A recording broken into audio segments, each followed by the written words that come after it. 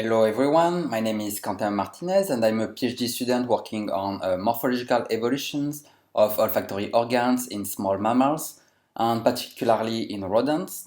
And today I will present a project about olfactory and thermoregulatory capacities in small amphibious mammals that was recently published.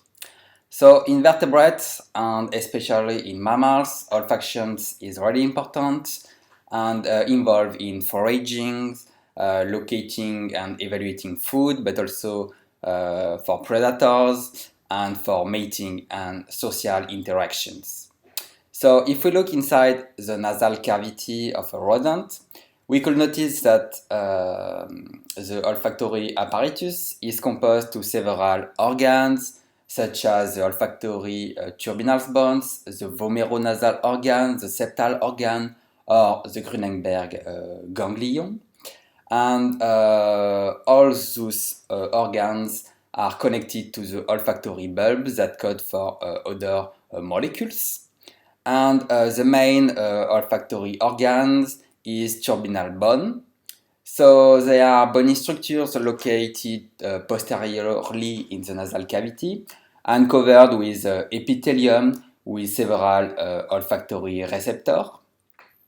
And basically, it's synaptic organizations where molecular odors are detected by olfactory bulb thanks to axon and olfactory receptor. So some performance studies demonstrated that the relative size of some olfactory organs could be reflect olfactory performance and especially olfactory sensitivity. That is the ability to detect odors at low concentrations or at long distances.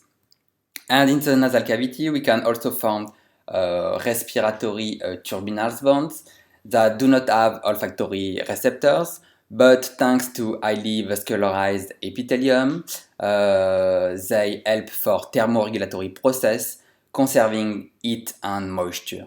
And there you can notice in blue the airflow that came into the respiratory turbinals to be warmed up before it go in the lungs. So the relative size of turbinal bones may be used as a proxy to quantify heat and moisture conservation capacities, but also for olfactory capacities. We want to investigate amphibious mammal and their potential thermoregulatory and olfactory capacities. And in small mammals such as Rodentia, Afrosoricida, and Eulipotifla, there are at least 20 independent colonization of the amphibious environment.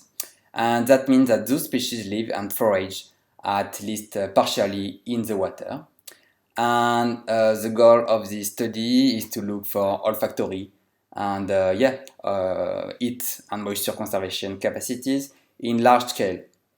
So first we selected and damaged specimens from museum, and we prefer fluid specimens because turbinal bones are really fragile and often damaged. And there you can notice some example of damaged turbinals, and I think it's important to notice that the bony structures are really informative and unfortunately still used for DNA sampling in museum. So we use X-ray micro-CT scan, and we segmented each slice of the scan to obtain 3D shape and a quantitative surface area. And we finally succeed to obtain almost 200 individuals from 130 species with 17 independent amphibious lineage. So if we plot the relative respiratory and olfactory turbinals surface area along the phylogeny, we can notice that most of amphibious species, so they are in blue, have reduced olfactory turbinals and have larger respiratory turbinals compared to their close terrestrial species. So if we go deep in the plots, there you can notice in Tenrecidae, for example, the differences between terrestrial tenrec and amphibious microgal with larger respiratory turbinals in blue and reduced olfactory turbinals in yellow. So we have similar patterns in rodents, and for example, they're in crecitids or in castorimorph, with large respiratory and reduced olfactory turbinals in amphibious species. And again, we have a similar pattern in Eulipotifla, there, for example, with aquatic Pyrenean desman and the European mole. So basically, previous studies hypothesis that the relative surface area of turbinals could be related to ecology, and that the shape and the number of turbinals could be related to the phylogeny. And our study confirms the global pattern, but yes, with highly conserved number of turbinals.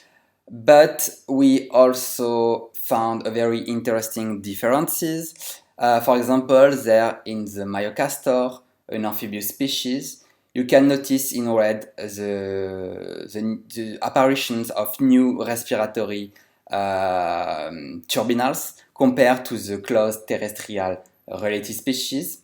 So they're the Proechimus. And the amphibious species also lose 2 olfactory turbinals compared with the closed terrestrial Proechimus. So the hypothesis for the reduced olfactory capacities in amphibious species are that those species rarely use olfactions underwater because it's difficult to detect molecule odors underwater. But it's interesting to notice that some very rare species are able to do it, and they perform bubbling underwater. But again, it's very rare. So another hypothesis is that there is a trade-off between the size of the respiratory and olfactory turbinals bones in the nasal cavity, and it is supported by the relations between turbinals and skull lengths. And that means that if you have large respiratory turbinals bones, you can't have large olfactory turbinals bones. And amphibious species may have large respiratory turbinals bones to limit heat loss. Indeed, due to the high thermal inertia of water, organisms lose heat quicker in the water than outside. And then that should be an adaptation to heat conservation. And indeed, it seems that it is the case, and there is an influence of the temperature on the relative size of respiratory turbinals. So there, for example, you can notice in murid that the species with larger respiratory turbinals bones is Chrosomis, a species that lives and dive in torrent of altitude up to 3,500 meters. So we found similar patterns in Eulipotifla.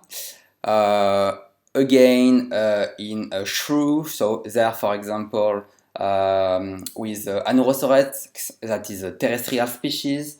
However, it lives up to 4,000 meters of altitude, and it has a large respiratory turbinals. And finally, it seems that we have an impact of the degree of aquatic specializations. And for example, there in Talpidae, with a gradient along amphibious, partially amphibious, and terrestrial species.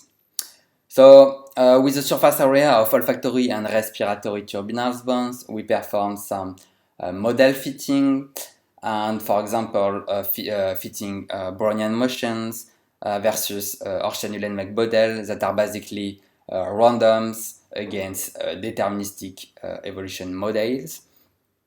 And the best fit model, so very quickly, are Brownian motions with multi-rate and multi-selective regimes,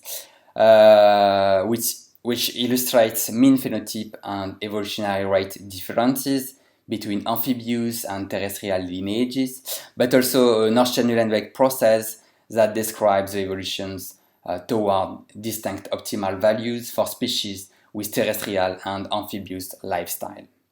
So we also test for convergence using a Staton index, and we found that we mostly found high convergence for the amphibious pattern with the reduced olfactory turbinals and large respiratory turbinals. So this is a threadgram that represents convergence. So basically threadgrams with branch crossings and concentrating in a given area indicate convergent evolutions. Within blue, the amphibious species, and in red, terrestrial ones. And there again, you can notice that amphibious species converge with reduced olfactory turbinals and large respiratory turbinals. And we also investigate for differential evolutionary rates, and indeed, amphibious species have higher evolutionary rates than terrestrial ones.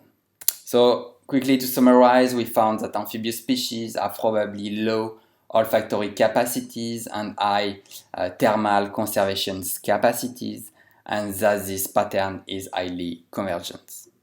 And of course, I would like to thank all our co-authors, collaborators, the museum, the fundings, and of course my awesome supervisor, Pierre-Henri Fabre. Thank you.